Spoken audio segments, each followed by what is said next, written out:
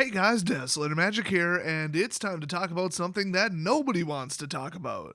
Should Wizards of the Coast take an extremely drastic step to take down the power level of Magic? Well, the answer to that is yes, they have completely ruined Standard. Modern is a joke, it's overpowered, and they do actively keep decks from winning on turn 3 in Modern.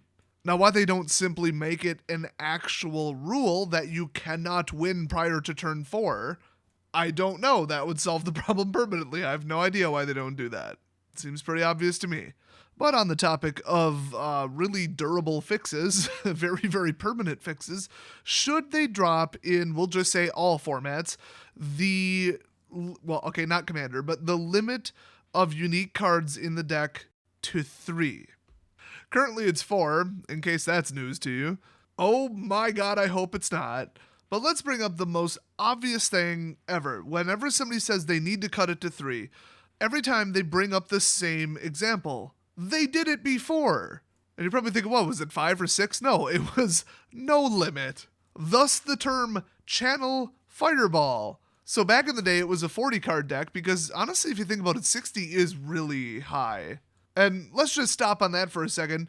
If they dropped it to 3, but then also dropped it to 40, that's almost mathematically the same thing. It would just result in them quite literally just selling less cards. I mean, that's just the simple mathematical outcome. So that's off the table, but if they were to leave it at 60 in Standard and drop it to 3, okay, it would have less of an impact. It wouldn't be the biggest deal in the world. Overpowered cards would not be able to dominate, though. People would have to try harder to get their Torrential Gear Hulks, to get their Smuggler's Copters. You'd have to run more of a soft logic deck and less of a combo deck. And a lot of combo decks are unfortunately infinite combo decks, or they're horribly unfair overpowered combo decks. Like, I'm going to draw 12 cards in a loop with like a mana reduction loop. Yes, I know that exactly describes a deck I've built. Get over it. And so you're probably thinking, oh, just break everybody's deck. That'd be stupid. Nobody's deck could do anything. No. You would have to build like a real deck, like a classic, actual, intended Magic deck, not some overpowered atrocity that's way the hell too consistent. So with the consistency dropping, the only way to get it back up would be like run white-black allies. I mean, with Rally. So it doesn't really matter what you pull specifically as long as it's in the tribal. Now, would that actually lower the variety? Would it box people into just playing certain archetypes? Quite possibly, unfortunately. And I think that would be kind of a downside. Let me just give you the sheer numbers here just so that you can get a sense of it, because this actually wouldn't be the end of the world, but reducing the number of cards by 25% in a deck is huge. Like, consistency wise, it's huge. Like, it's not like you'd never see the card, and some people even run like 2-ofs when it comes to Planeswalkers, but I don't know, I'll just give you the give you the numbers. Your probability in a 60 card deck by turn 3, so we're talking 7 initial cards, no mulligan, and then 3 turns worth of 1 draws. So 10 attempts at it, reducing the deck each time, aka hypergeometric distribution, with 4 successes in the population, as they call it, which would be the 4 cards, and you only want to draw 1. So your cumulative probability of drawing an amount that isn't 0 of that card, so 1 or more than 1 inclusive, would be 52.7%. By the way, memorize that. Ignore the whole rest of the video, just memorize that, because that is the most important thing I can tell any Magic player ever. So, oh, you want to sideboard something in and you've only got 4 instead of 7 or 8 like a normal person. By turn 3, you have a 52% chance of drawing that. So in other words, you're not going to draw it, not reliably. 52%, it's a coin flip. A little bit of a crooked coin, but still. A 50-50 shot is not good enough. You would have to scry or draw or go get it with a fetch spell. Okay, 4 of a card is not good enough for a sideboard. Anyway, so 52.7%. What happens in the exact same scenario? Turn 3, 10 attempts, 7 initial, 3 draw, 60 cards, but we're limiting it to 3. It drops to 42.7%. Pretty easy to remember, an exact drop of 10%. But that's an absolute 10%, not a relative 10%. Relative to its initial percentage chance, it's dropped actually 19%-ish from there. So 1/5 of your initial probability of drawing it has been eaten away. It's gone. That doesn't sound like much, but it is. Out of 10 games, you will now not draw the card once by turn 3. Now here's the thing. Here's a really toxic, degenerate pile of crap of a deck idea. You try to mulligan until you get your combo. And I'll be generous and say it's a 1+ open-ended combo, not a 1/1 combo. So that means as long as I get hardened scales, we'll say, anything else in my deck drops out counters. Like the whole rest of my deck are like 21 cards or 16 or just something outrageous where you've got nearly 100% chance of drawing the second piece of the combo. You just need hardened scales. Yes, I know Winding Constrictor would be a little bit more up to date. Well, now you've only got your opening hand. So single shot, no mulligan, you've got a 39.94% chance. So right around 40% chance of pulling it just in the initial 7 right off your deck if there's 4. Now let's drop it to 3. That would drop it to 31.5%. That's not going to happen. I mean, it was even a little bit of a stretch before, but yeah, now it's not pretty. Now, I would go through all the mulliganing math and what if you mulligan twice, then what's the combined odds, but it's even more drastic then. It's quite bad. Like, you would just never reliably start with a combo. And that's kind of annoying because what if your whole deck revolves around like Willbreaker, the universal kidnapper? Every time you target an opponent's creature with a spell or ability, you gain control of it until Willbreaker leaves the battlefield. So you steal that thing pretty well permanently. Well, that deck was just impossibly impossible to operate in Standard because there was only 4 of it. There was no redundancy. I mean, let's just say turn 5 of the game, you've got 8 of a certain card instead of 4. Like, in other words, it's a redundant card, like an ambush boost or something. You've actually got an 85% chance of pulling it. So most games you're going to do it. If you add in mulliganing, it's well over 90%. But if you're already only going for 4, well, that's not good because, like I said, by turn 5, it's only around 60%-ish, and then it's only going to get worse if you put in 3. You're looking at about 50%. So in any given case, it seems like to scale, in general, in the average game, you're going to drop 10% absolute on your probability of drawing the 1 card you need. So it's not like, oh my god, utter chaos, we've just turned Standard and Modern into Commander, nothing is consistent, every game's random, why even plan a deck? You could still do black kill spells and black creatures. I mean, there you go. It's like, put 3 of instead of 4, whatever, who cares? Now you got more room for a Planeswalker, and that's the thing. You wouldn't feel as bottled in with the deck ideas because you still got to get to 60, so instead of 10x 4 and call it a day-ish, you would have to put in, oh god, what would that even be, like 13 plus? So you get more unique cards, and maybe you're like, oh, I'm gonna sneak in a little mind rot, little hand nuker. Now the other thing is, remember just toxic garbage like Thoughtseize, that Siege Rhino.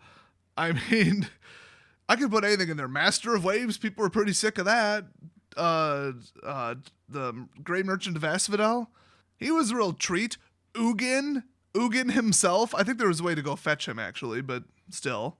You would see those so much less that it wouldn't just be a single purpose deck. It wouldn't just be get out a Dragon Lord and win, because now it's so much less reliable. The game would just drag on and you could only stall with, kill and control so much. Except for right now, red, white, blue can stall forever until they run out of cards. But that's the thing. What if there was only 3 Anticipate and 3 Glimmer and 3 Torrentials? The deck would fall apart. It just wouldn't work. And it would open up the battlefield to all kinds of other varieties of decks, because it would take down the power of those secondary decks too, but they're already not quite that sensitive. Not as much as the absolute top decks. Those have the most to lose. I really don't feel like explaining the math behind that. Just take my word for it. So it seems like all positives, right? Now let's talk about the economics and sales.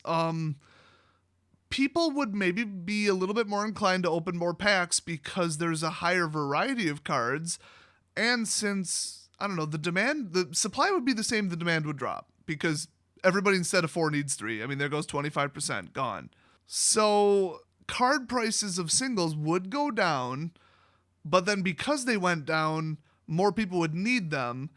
And the demand would actually go up because if you're playing black and you can only have 3 of in your deck, you have to put, instead of 10 unique cards in your deck, 13 or more. You would need 3 copies of Fatal Push because you just need to fill 3 more spots. So it wouldn't quite kill demand as much as you think, but it would also decrease like the importance, like the value based on importance, value, and power of certain cards. But more unique cards would have to go into every single deck, so the demand for cards at all, rares and mythics really, would go up. So the economics of it might actually be a net gain, believe it or not. I mean, it sounds silly, but the math kind of supports it a little bit. If anything, it would be very, like, thinly detrimental. And it would help local gaming stores, because if you're limited to 3, people are like, okay, I got to fill more spots. I got to get more creative. I got to run different cards. I want some old cards. I want just more cards out of your binder. And then instead of everybody wants Fatal Push the end, everybody wants Torrential Gear Hulk the end, nobody wants anything else. There's only 2 decks and that's it. Everybody just wants like those 8 top cards that are in it. That's it. It would spread it out. People would say, oh, I want that one, that one, that one, that one, and that one for the rares. And then the store would be able to open more boxes, have more singles, and it would help diminish the online market because you'd be picking stuff up locally without just taking a handful of, well, let's face it, drastically overpowered cards, and everybody just wants those and nothing else. Now, the other big consideration, though, is land fixing, because you kind of do want as much of that as possible. You could just say simply, plain and simple, leave 4 max of any land, 3 max of any other spell, creature, permanent, whatever, but for land you can have 4 of. I think that would be comfortable, or I'd be twice as happy if they just said, screw it, no, you're limited to 3. Now for special lands like Blighted and spell lands and all them, that would suck. That would be unfortunate. Rogue's Passage, all that, because they're basically cards. They'd get swallowed up in the deck, you wouldn't even be able to reliably use them, but it would really, really, really just kick the crap out of 3-color decks. And they need to kill 3-color decks, okay? It didn't work in cons. I heard it was crap in Alara. It's crap right now. The only reason that people are winning so proficiently with 3-color decks is because they're 3-color decks, okay? You've got powerful creatures plus powerful removal plus the best of blah in one color, the best of blah in another color, the best creature in this color, and you just end up with the best deck. Ooh, surprise. I can't believe R&D didn't see that coming. There needs to be severe negative consequences and deck building requirements for a bare minimum amount of like Scry, for example, to shut down these 3 decks, or the 3-color decks. They need to focus on mono and 2-color. That alone would up the variety, and it would definitely result in lower power decks overall. And lower power is good because it means high variety. As soon as the power level goes up and the card pool goes up, it's very bad because you get the kind of crap we've been seeing for the last 4 or 5 months. People would have less realistic combinations, a lower, like exponentially lower number of sheer combinations of cards, because instead of, oh, what could I do? White, black, or white, green? Well, now you're like, oh, white, black, blue, or should I go white, black, green, I guess? I don't remember what's popular right now. It would be like, oh, red, white, or red, white, blue, or red, white, black. No, you're like, if you're running 3 colors, you're an idiot. You're going to get color screwed 20% of your games. No, stick to 2. That's how Magic should be. That's how it should be designed from now until forever. Obviously, the exception is Modern. Okay, there's so many lands in Modern, and they're so efficient and so perfect. It's all the best lands ever printed, just about. Yeah, go 3-color. It actually works. But in Standard, it should be very aggressively limited to 2-color. 3-color is just too powerful. So killing off all of your best of the best of the best dual color lands would guarantee that if somebody's playing 3-color, they'd not only get color screwed once in a while, but if they went to the just I come in tapped blah lands, they would be playing one entire turn behind you from their mana base's perspective. That should be the consequence. That's how Magic keeps multicolor in check. That isn't exactly a surprise. That's how it's supposed to work. Aether Hub is how it works right now, unfortunately. Oh, and then you got Trump Tower, which is basically Mana Confluence on steroids. Love that one. Remember when you had to have like filter lands so your land didn't really count as a land, plus it probably came in tapped? Pepperidge Farms remembers. Remember when Devotion was the best mechanic, so there was at least 5 different decks that people could realistically play? Pepperidge Farm remembers. So we've had 15 minutes of solid positives about this, right? Do I think that Wizards should realistically do this? Should they immediately tomorrow announce that they're making the change and it's still 60 cards but you're limited to 3? Let me think about that. I think there might be one little speed bump in the way. 100% of all decks ever built would now be illegal. 100%, all of them. I mean, by sheer coincidence, you might be running no more than 4 of a card in a deck, but honestly, you should probably be running 4 of something. I guess it would technically not break like Relentless Rat. So 99% of all decks would immediately require gutting and rebuilding. I mean, that's like the equivalent to starting Magic over again. I don't think people would quite go for that, and the sheer volume of cards being tossed onto the market would be huge, but then since everybody's rebuilding their crap, the sheer volume of people buying would go through the roof too, so it wouldn't quite cause a price crash. But every single deck ever would have to be rethought, every modern deck ever, so should they do it in modern? Hell no. Should they do it in standard? Standard changes every 3 months, sure, throw it out there. So that's my final verdict. I mean, it would be disruptive as hell, but if they made it coincide with the launch of Amonkhet, for example, I think that would be really interesting because there are only 2 decks. People would equate it to like a ban because now they can't play their deck, all the math fell apart, and oh no, you just ruined my deck. Yeah, probably, but every other deck got hit exactly equally except for low power decks. They mathematically did not get hit equally. That's just how it works. They run less important combos and less tight. They win on a later turn, so they already had more time to fix it. Just trust me about it, the math is there. So it would piss people off, but I mean, just take 1 out of every card and put in some backup crap. Put in some cards from your sideboard, ta-da, you can keep running the deck. It wouldn't truly destroy every deck. I think in Modern they should leave it alone because it would just cost too much money and piss too many people off. But in Standard, they absolutely should change it to 3. It would fix almost every problem with Magic right now, although that's more of a side effect. It's not like I'm saying they should do this because this is what Magic needed all along. What Magic needs to fix all the problems they've had lately is to fire most of the staff in the R&D department and testing department. That would solve the problem, the actual problem, the real actual source of why Standard is garbage right now, okay? If people don't know how the hell to do their jobs, switching it to 3 is a band-aid. But that said, I think the game, even ideally done, done absolutely perfectly, perfectly designed, perfectly fair, it would still benefit from a maximum of 3 for all the reasons I said in this video. I think it would be pretty harsh. It would make the long-time players' heads explode, but the more open-minded people, and even a couple weeks in after people tried it, I think they would be perfectly happy with it. So what do you guys think? Should they switch to a 3-card or three unique card limit in Standard? I mean, if you say, no, it wouldn't work at all, everything would fall apart, need I remind you there's a format where there's 99 unique cards. 60-ish and some lands, whatever, same thing.